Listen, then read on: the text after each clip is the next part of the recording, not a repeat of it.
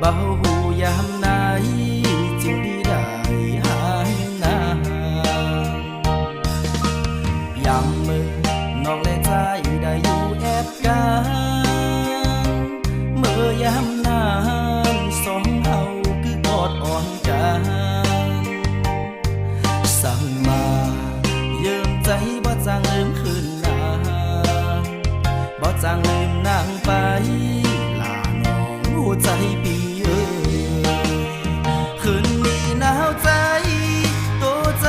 สามใจติดนางนั่งอยู่กุนเดียวเอสางเบาสางแต่ก็เอาน้ำเหล้ากินเหล้ามันหายใจจูยามคือถึงลาน้องกุน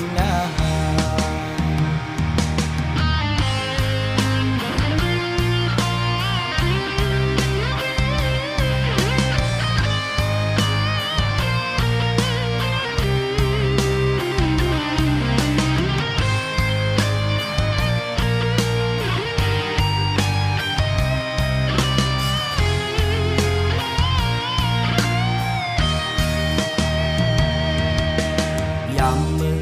น้องและใจได้อยู่แอบกันเมื่อยามนานสองเฮาคือกอดอ่อนกันสั่งมาเยิ้มใจบ่จางลืมคืนนางบ่จางลืมนางไปลาน้องหัวใจปีคืนนี้หนาวใจโตใจสามใจติดนางนั่งอยู่กุนเดียวเอสางเบาสางแต่ก็เอาน้ำเหล้ากินเหล้าให้มันหายใจจูยามคือถึงลาน้องกุนงา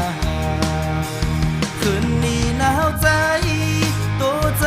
สามใจติดนางนั่งอยู่กุนเดียวเอสางเบา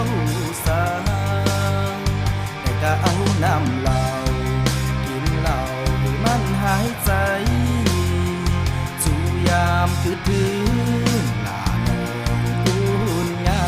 มจูยามคือถึง